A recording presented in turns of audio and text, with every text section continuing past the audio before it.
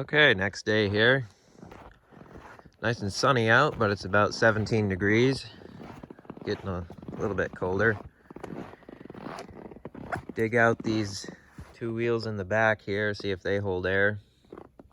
I got this one with the CCKW 6x6, but I don't think that one's got any hope without putting a new tube or something in it. So we'll try those two. That one's like a brand new tire, and that's why I was kind of saving those. But it's not like I'm gonna wear it out on the gravel as much as that truck's gonna get driven. And then I got a civilian tread one there that's pretty good, but I'll put the militaries on. And then of course here's the airplane tires with the welded together rims for the buggy style one. The fourth one's over there. And I have another front brush guard for one of the Chevys now, so that's cool. Kind of adding to the pile of parts here. The transfer case that I pulled out of the parts frame is there, and I found another 6x6 transfer case, and that's under there also. Not sure if I showed it in the video or not, but the case was cracked where the bolt holes are on the one that I pulled from the frame. And the second one I found, the case is fine, so between the two I can make one work. So I'll get these two tires down with the truck here, and then come back and pick up the transfer case and take it, get it inside, and we'll go from there. Okay, got those two good ones dug out. And yeah, this one's like a new tire, so that's cool. That one's not too bad. Still got some olive drab on the rim, so that'll look cool. And both Firestone. And something I always look for before I put air in them, check this lock ring. They don't have a split in them, they're just a solid ring on the World War II rims. But I like to check the lock ring here, see if it's like damaged or starting to pit like this. This one isn't too bad really. I mean, I've seen way worse. They have this little notch in them here to pry them off with a tool, but it's not too bad. I always like to check the lock rings before I put air in them, just to be sure. If you see this kind of stuff and you're concerned, lay a little weld bead right there, and you know, wherever else, in little short beads all around it, if you want to be safe. And if you have to break it down later on, you can always grind it off. Same with this one, little pitted from laying down in the rain, but not too bad. So should be good. The tires are stiff enough on the sidewall that they don't really need much air, and sometimes you can get away with no air at all. They're that stiff, but I think these will hold. At least they're not falling apart like the ones that are on the truck right now. So yeah, I'll put those on and she'll probably roll a little better after that. Okay, got those. Need to grab my lug wrench for them big truck lug nuts. Yep, that's where I left it. And then I need a bar to put through there. Okay, back out here again. About to pick this transfer case. Here's the second one that I got. And just to recap, there's the one that I pulled out of the parts frame, and yeah, the case is not so good, but everything's free inside of it.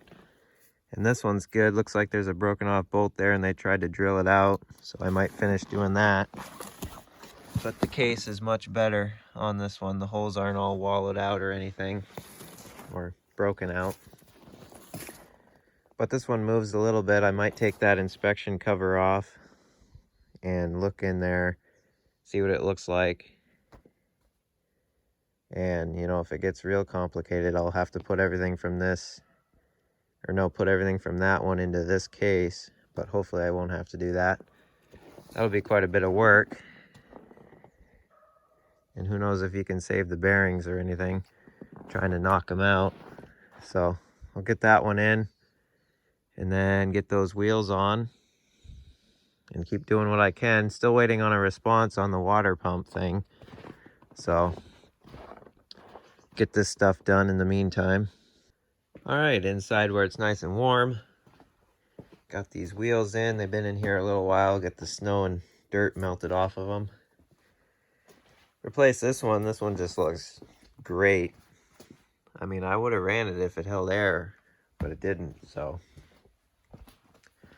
that one's not bad, but it doesn't hold. Needs a tube. I'd run that tire for longer. It's perfectly good. And back here,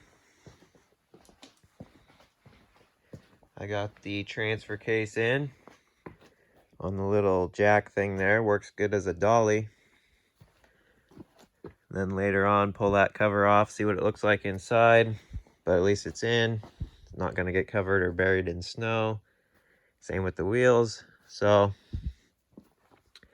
I guess I'll take the lug wrench and crack these lug nuts loose, pull these wheels off, use the floor jack and get it up in the air, obviously, and swap them out.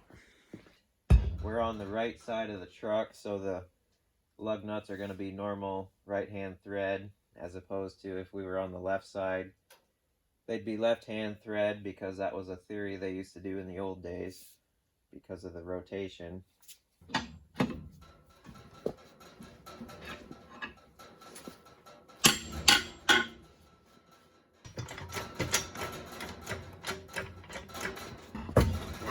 There.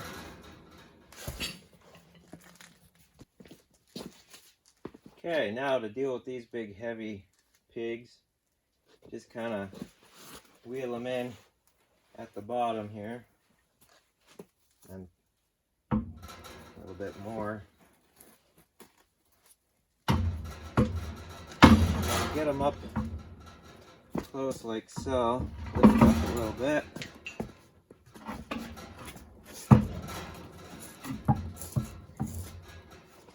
Okay, now, little trick I was taught here, take a shovel, you can kind of lift up on the bottom like so, and kick that like so, hold it with your foot,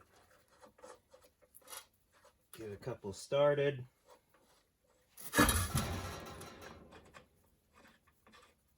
and you're on your way. And then when you go to tighten the first ones you put on, just kind of move the wheel on the drum and get the hole centered with the stud, and then they'll kind of go on a little bit easier. They're tapered, so it should find center kind of naturally, but you can help it a little bit that way so you don't get it on weirdly. And then just snug them up with it in the air like any wheel. Let down the jack and then really crank them down. Okay, there we go. Looks much better. This one's practically new, like I mentioned before. Yeah. And one other thing I gotta do, get the floor jack again and jack up both sides and tighten the spindle nuts a little more. I put them on with a flat punch in the snow last year just to get the drums on and get it on wheels, but I don't think they're quite tight enough, so I'll check those again and then bend the tabs back over them so they stay. And then, yeah, probably gonna have to go to the junkyard Monday. It's Friday right now.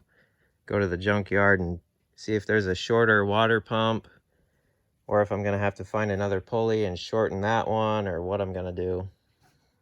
I made a post in the Facebook group on these trucks and still waiting on a response on what other people did when they put a 270 in a 506. Okay, I got it jacked up on both sides there and tightened the spindle nuts. Those are good. No wobble on the bearings now, so they're good. And then continued on, tore into the transfer case here, took that cover off, and you know, for sitting out in the weather for quite a while, it's not too bad. Definitely seen worse. As we know, the M37 transmission was way worse than this. I think if I just fill it up with diesel, let her soak for a while, everything still kind of moves around. The bearings aren't seized or anything, so give her a good soak in diesel and I think she'll be fine. And then I took some time to get that broken bolt out. It's not really showing up good on camera, but there's threads again. So we're good there. So I guess now just fill that up with diesel and let it soak. Give her some time, flush it out a few times. And then get it up in the truck underneath. Fill her with gear oil. Good to go. So, yeah, that's good.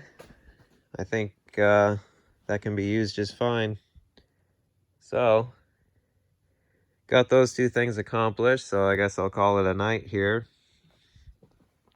And until the next episode, when I get a water pump figured out and we can go further on this project, we'll make that episode. But anyways, I hope you enjoyed this part of it. And until the next one, I'll see you later.